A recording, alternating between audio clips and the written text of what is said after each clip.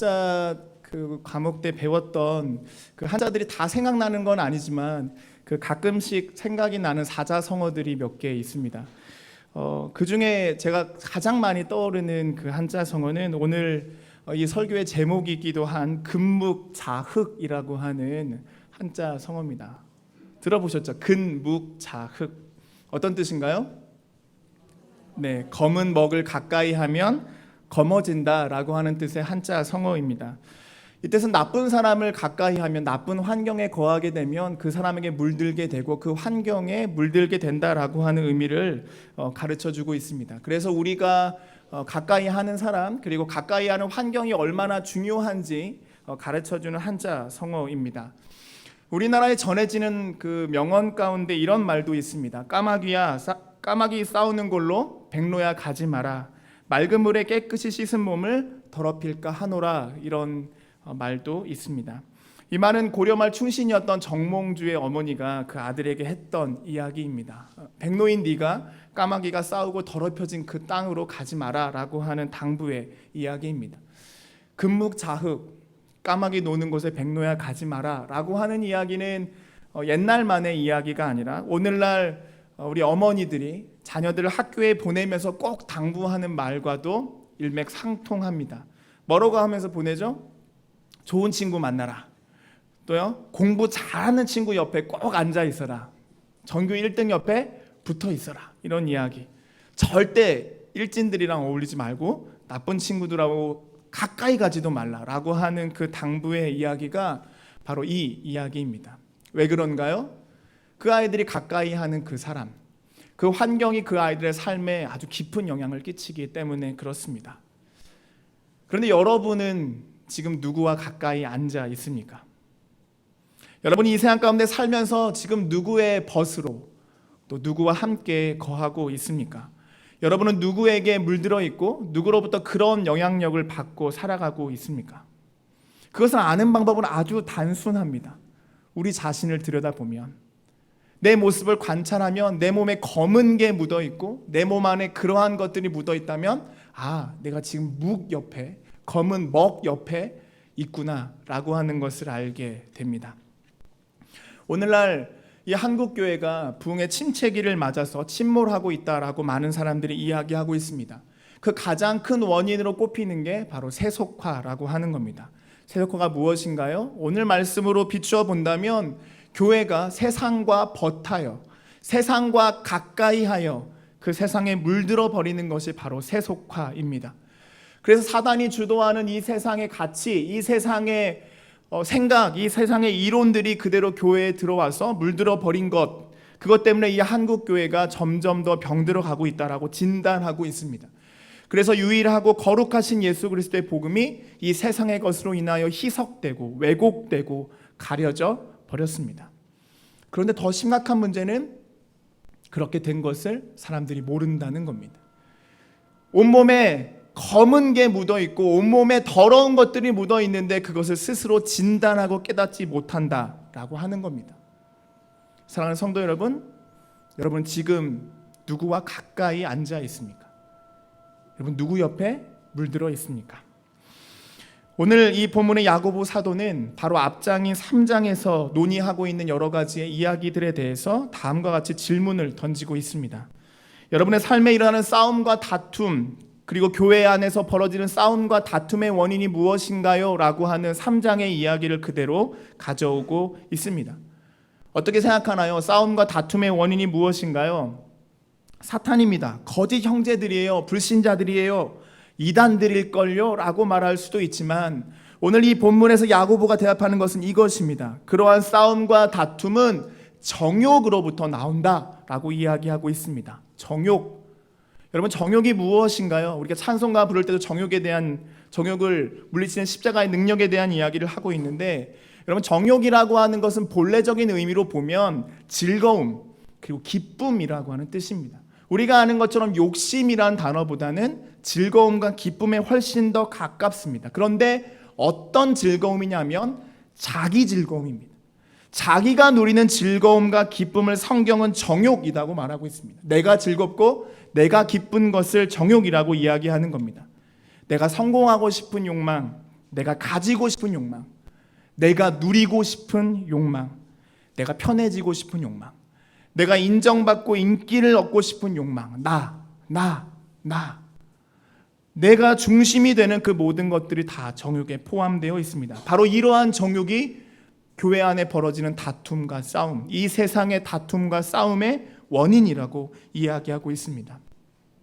사람들 안에 있는 이 욕망이 자기 안에 있는 그 정욕이 채워지지 않으면 계속해서 분내하고 질투하고 시기하며 다툼을 일으켜내는 겁니다. 이 한국 사회, 이 세상 가운데 벌어지는 일들을 보십시오. 성추행과 성폭행, 살인과 강도, 거짓말과 모함, 시기, 왜 이런 일들이 생겨나나요? 그들 안에 있는 정욕 때문에 그렇습니다. 내가 갖고 싶으니까, 내가 누리고 싶으니까, 내가 원하니까 라고 하는 그 삐뚤어진 정욕 때문에 바로 그러한 일들이 일어납니다.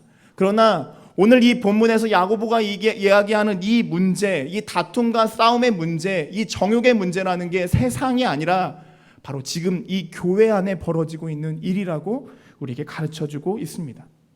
언뜻 그런 생각이 듭니다. 목사님, 우리는 그 정도까지는 아니에요.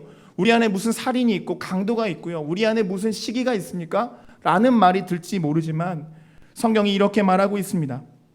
그 형제를 미워하는 자마다 살인하는 자니 살인하는 자마다 영생이 그 속에 거하지 아니한 것을 너희가 아는 바라. 여러분, 우리 교회 안에 살인이 일어나고 있습니까? 네, 그렇습니다. 우리 안에 있는 미움, 우리 안에 있는 시기가 그들을 죽이고 싶은 그런 마음, 바로 오늘 성경에서 얘기하는 살인이라고 이야기하고 있습니다. 바로 그것들이 나 중심적인 즐거움, 기쁨, 그 정욕에서 비롯된다고 가르쳐주고 있습니다. 또한 어떤 사람들은 기도합니다. 그들은 자신의 정욕을 채우기 위해서 기도합니다. 그러나 받지 못합니다. 정욕을 위하여 정욕을 쓰려고 구하기 때문에 받지 못한다고 말하고 있습니다. 그러나 여러분, 왜 이 정욕의 문제가 심각하냐 하면 이것이 다툼과 싸움을 일으키는 것뿐만 아니라 우리 안에 있는 이 나 중심의 기쁨과 즐거움은 무엇의 결과이냐면 우리가 사단과 벗하고 있다는 것을 보여주는 증거라는 겁니다. 내 안에 내가 편하고 싶은, 내가 갖고 싶은, 내가 누리고 싶은 그러한 정욕들이 일어난다면 지금 우리는 누구 곁에 있는 거예요? 사단 곁에 있다고 이야기하고 있습니다. 야고보서 3장 14절 16절이 그렇게 말하고 있습니다. 그러나 너희 마음속에 독한 시기와 다툼이 있으면 자랑하지 말라.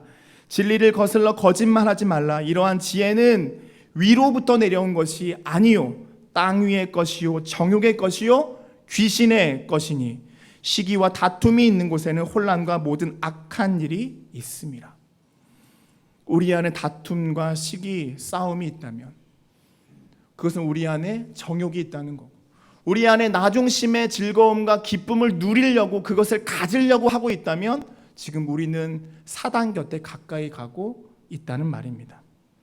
오늘 이 본문의 4절이 이렇게 말하고 있습니다. 함께 읽어볼까요? 4절 읽겠습니다. 시작.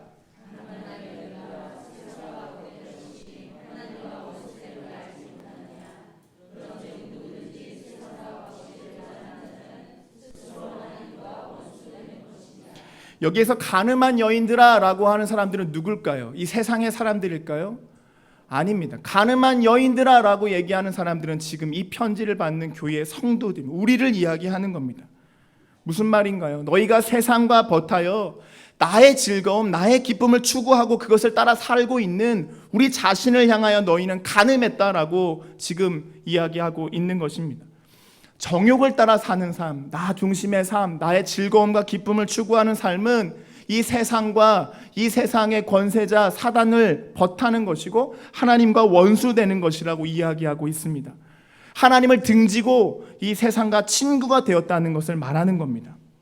더 이상 예수 그리스도의 복음으로 인하여 우리가 기뻐하지도 않고 희석되고 왜곡되어 버린 복음, 그리고 그 예수 그리스도의 축복을 값싼 싸구려로 바꾸어 버리는, 내 모든 것을 다 바꿔도 헌신해도 아깝지 않는 예수 그리스도를 포기하고 이 세상의 사람들이 좋아하는, 그들이 추구하는 그 즐거움을 쫓아가 버리는, 자꾸 사람들의 눈치를 보고 자꾸 사람들의 평판을 의식하고 자꾸 사람들이 좋아하는 방법을 따라하게 되는, 그것이 우리가 아닙니까?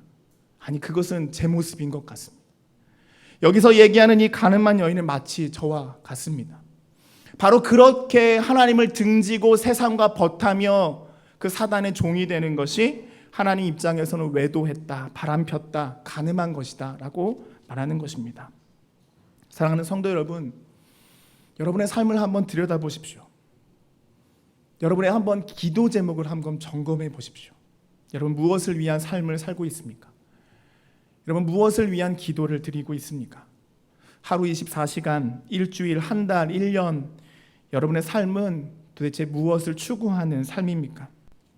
혹시 이 야고보의 이 경고와 지적을 받는 것처럼 세상과 벗하며 세상과 친구하며 하나님을 등지고 있는 것은 아닙니까? 여러분 자신의 즐거움과 기쁨을 추구하며 하나님을 원수 삼고 있는 것은 아닙니까? 분명히 하나님께 가는 그 길은 좁은 길인데 여러분은 지금 넓은 길에 서 있는 것은 아닙니까? 만약 그렇다면 우리는 지금 하나님을 떠나 세상과 가까워지고 있다는 겁니다. 그러면 어떻게 해야 될까요? 우리가 만약 그렇다면, 우리의 기도가 그렇다면 우리가 어떻게 하면 이 삶을 벗어나 하나님께 가까이 갈 수 있을까요? 오늘 이 야고보서의 말씀이 우리에게 그 답을 가르쳐주고 있습니다. 야고보서 4장 5절과 6절 우리가 읽었던 말씀인데요, 다시 한번 읽도록 하겠습니다. 5절과 6절입니다. 시작.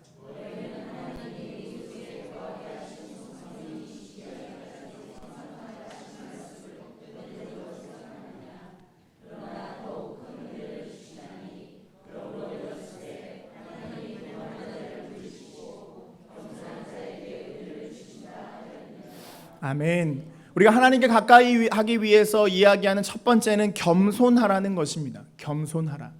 여러분 겸손이 무엇입니까? 우리가 일반적으로 아는 겸손이라고 하는 건 다른 사람을 존중하는 마음으로 나를 앞세우지 않는 태도, 이것을 겸손이라고 말합니다. 조금 더 이야기하면 겸손하면 우리가 떠오르는 게 뭐예요? 아 진짜 멋있어요, 잘해요 라고 말하면 아니에요, 네, 별거 아닙니다, 이렇게 얘기하는 게 마치 겸손인 것처럼 생각합니다. 여러분 그러나 성경에서 말하는 겸손은 다른 의미를 가지고 있습니다. 어느 날 제자들이 예수님께 와서 이렇게 질문했습니다. 예수님, 천국에서 누가 큽니까? 하나님 나라에서 누가 큰 자입니까? 라고 질문했습니다. 왜 이런 질문을 했죠? 나중에 예수님이 왕 되셔서 예수님의 왕국이 이루어질 때 예수님 양쪽에 누가 앉아서 그 권력을 누릴 수 있겠습니까? 라는 질문입니다. 그때 예수님이 한 어린아이를 불러 세우셔서 그들에게 이렇게 말씀하십니다. 진실로 너희에게 이르노니 너희가 돌이켜 어린아이들과 같이 되지 아니하면 결단코 천국에 들어가지 못하리라. 그러므로 누구든지 이 어린아이와 같이 자기를 낮추는 사람이 천국에서 큰 자니라. 아멘. 여러분 성경이 말하는 겸손이 무엇입니까? 우리가 하나님 앞에서 우리가 얼마나 비천하고 낮은 자인지를 인정하는 것이 겸손입니다. 남을 높게 여기고 견면쩍어하면서 사양하고 그것에 대해서 내가 괜찮다고 말하는 것이 겸손이 아니라 하나님 앞에서 내가 얼마나 비천하고 얼마나 낮은 자인지 스스로를 인정하고 주 앞에 고백하는 것이 바로 겸손이라는 겁니다.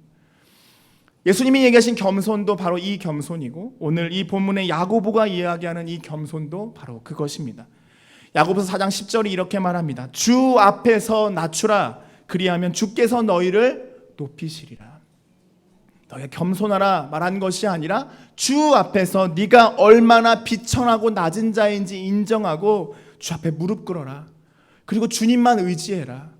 너희가 가까이 붙어있는 세상이 아니라 주님께 붙어 있어라. 그러면 하나님께서 너를 높이시고 복되게 하시리라. 그렇게 말씀하고 계시는 겁니다. 여러분 그런데 우리는 자꾸 그것을 알면서도 예수님을 의지하는 법을 까먹습니다. 우리가 죄의 종으로 살다가 값진 그 보혈로 인하여 구원받아 하나님의 자녀가 되었는데 자꾸만 다시 죄의 종이 되려고 애쓴다는 겁니다. 마치 이스라엘 백성들이 출애굽을 한 이후에 광야를 지날 때 그 모세와 하나님을 대적하여 계속 그렇게 얘기했어요. 차라리 우리를 이집트에 내버려 두시지, 그냥 이집트에서 종살이하게 두시지, 그냥 거기서 죽는 게 나았을 뻔했습니다. 마치 그들의 이야기처럼 우리도 하나님을 향하여 그렇게 말하는 것 같습니다. 하나님 그냥 사단의 종으로 두시지, 하나님 그냥 죄의 종으로 두시지, 그냥 세상 사람들처럼 사는 게 진짜 편한데, 내가 이 문제로 고민하지 않아도 되는데, 내 이 영적인 싸움 하지 않아도 되는데, 그냥 죄의 종이 나을 뻔했는데, 여러분 그게 말이 됩니까? 그러나 자꾸 우리가 그런다는 거예요. 우리의 신분을 망각해버리고 우리가 하나님 앞에서 어떤 자인지 잊어버리고 자꾸 죄의 종의 편으로 옛날에 살았던 그 모습으로 돌아가려고 애쓴다는 겁니다. 여러분 이것은 말도 안 되는 이야기입니다.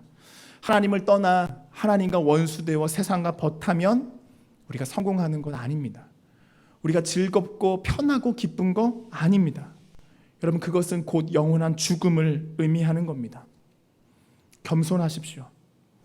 하나님 앞에서 여러분 자신이 얼마나 비천하고 낮은 존재인지 여러분 인정하십시오. 그리고 하나님밖에 없다고 여러분 그분을 붙드시기를 바랍니다. 그러면 우리가 이 세상에서 인정받지 못해도, 우리가 이 세상에서 많은 것 갖지 못해도, 이 세상에서 내가 원하는 그 자리에 오르지 못하더라도 괜찮습니다. 우리가 하나님 앞에 있다면, 우리가 남들한테 괴로움을 당하고 또 우리가 때로는 손해를 볼지라도 괜찮습니다. 우리가 주님 앞에 겸손하다면 그것은 아무 문제가 되지 않습니다. 사랑하는 성도 여러분, 주 앞에서 겸손하시겠습니까? 여러분 주님 앞에서 여러분 자신이 얼마나 낮고 비천한 사람인지 여러분 인정하시겠습니까? 여러분 주님 앞에서 내가 주님밖에 없다고 여러분 붙드시겠습니까? 여러분 그렇게 고백할 때 하나님이 여러분을 높이실 줄 믿습니다. 우리가 하나님께 가까이 가는 두 번째는 회개하라는 것입니다. 우리 오늘 본문 8절과 9절 같이 함께 읽겠습니다. 시작.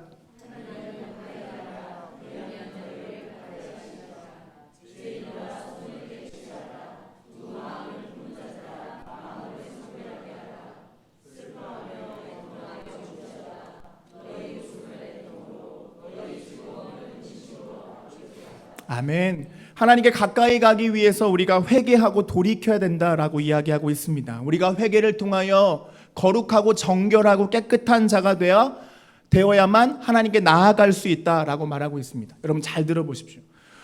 우리가 회개하여 돌이켜 깨끗한 자가 되어야 하나님께 나아갈 수 있습니다. 또한 우리가 하나님께 나아갈 때에 회개하게 됩니다. 여러분 무슨 말인지 이해되시나요? 우리가 회개하여 정결한 자가 될 때야만 하나님께 나아갈 수 있습니다. 또한 우리가 하나님께 가까이 가기로 결정할 때 우리가 회개할 수밖에 없습니다. 그 거룩하고 완전하신 그 하나님 앞에 서게 되면 우리 자신의 그 죄악과 추악함과 그 세상으로 인하여 물들어버린 내 몸에 검게 묻은 그 검둥이들, 그 수검댕이들이 견딜 수 없는 그 고통 가운데 하나님께 회개할 수밖에 없다는 겁니다. 다윗이 이렇게 고백하였습니다. 여호와의 산에 오를 자가 누구며 그의 거룩한 곳에 설 자가 누구인가? 곧 손이 깨끗하며 마음이 청결하며 뜻을 허탄한 데 두지 아니하며 거짓 맹세하지 아니하는 자로다.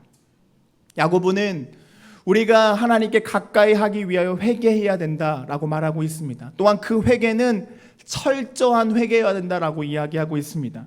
오늘 본문에서 이야기하는 손은 우리의 외면적인 죄악에 대해서 이야기하고, 우리의 마음은 우리의 내면적인 죄악을 이야기하고 있습니다. 다시 말하면 우리가 주 앞에 돌이켜 회개해야 될 우리의 죄악들은 우리의 생각과 마음으로 짓는 은밀한 죄부터 우리의 행위와 겉으로 드러나는 모든 행동까지를 다 주 앞에 쏟아 놓아야 된다라고 이야기하고 있습니다.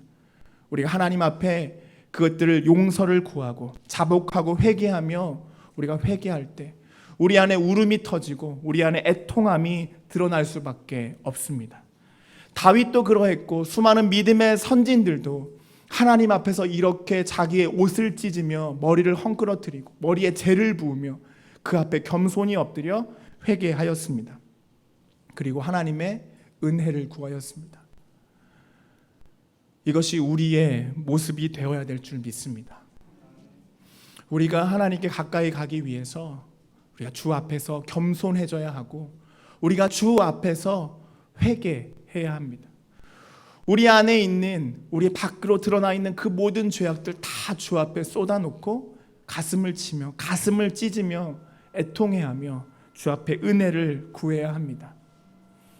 왜 그렇습니까? 우리가 그 은혜 없이 살 수 없기 때문에 그렇습니다. 우리가 하나님 없이 살 수 없는 존재이기 때문에 그렇습니다. 여러분 한번 여러분 자신에게 물어보십시오. 여러분 진짜 그렇습니까? 여러분 진짜 하나님 은혜 없이 살 수 있습니까? 여러분 진짜 하나님 없이 살 수 있겠습니까? 살 수 있을 것 같아요. 그냥 지금 사는 방식대로 살면 괜찮은 것 같아요. 그냥 내 삶의 지금 이 상태, 이 모습대로 살면 괜찮을 것 같아요 라고 말한다면 여러분이 돌이켜야 됩니다. 우리 입술 안에 하나님, 저 하나님 없이 살 수 없어요, 저 하나님 은혜 없이 진짜 살 수 없어요 라고 말하는 그것이 진정한 회개인 줄 믿습니다. 그리고 그것이 우리가 살 수 있는 길인 줄 믿습니다.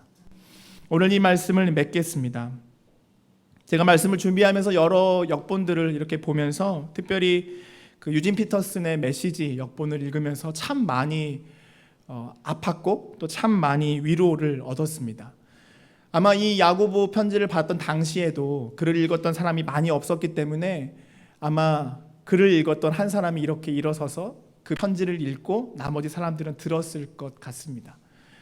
제가 마지막으로 이 구절을 메시지로 읽어 드릴 건데요, 여러분이 그 야고보의 편지를 받는 성도들이 된 것처럼 그들의 마음으로 한번 들어보셨으면 좋겠습니다. 그러니 하나님이 여러분 안에서 그분 뜻대로 일하게 해드리십시오. 마귀에게는 큰 소리로 안 돼! 하고 외치며 마귀가 날뛰지 않는지 주시하십시오. 하나님께 조용히 예! 하고 말씀드리십시오. 그러면 하나님께서 즉시 여러분 곁에 계실 것입니다. 죄에서 손을 떼십시오. 내면의 삶을 깨끗하게 하십시오. 여기저기 기웃거리지 마십시오. 땅을 치며 하염없이 우십시오. 놀고 즐기는 일이 끝났습니다. 신중하게, 참으로 신중하게 처신하십시오. 주님 앞에 무릎을 꿇으십시오. 여러분이 일어설 수 있는 그 길은 바로 그것뿐입니다. 오늘 이 말씀을 정리하면서 금묵자흑, 지금 여러분이 누구 곁에 있는지, 누구와 가까이 있는지 여러분 기억하면서 여러분 자신을 점검했을 때 내가 세상과 버타고 있고 세상을 통하여서 우리를 집어삼키려는 그 원수 곁에 있다면 여러분 주 앞에 겸손히 돌아오시기를 바랍니다. 기도하겠습니다. 이 시간 기도할 때 여러분 자신의 삶을 점검하고 여러분의 기도의 제목을 점검하며 기도하셨으면 좋겠습니다. 무엇을 위한 삶입니까? 무엇을 추구하는 삶입니까? 무엇을 위한 기도입니까? 내 즐거움, 내 기쁨, 우리 가족의 편안함, 그 부유함? 만약에 그렇다면 여러분 주 앞에 회개하고 돌이키시기를 바랍니다. 세상과 버탄다는 건 하나님과 원수되었다는 말입니다. 세상과 친하다는 거 하나님과 절교했다는 말입니다. 이 시간 여러분의 자신을 기도 제목을 점검하면서 주 앞에 은혜를 구하며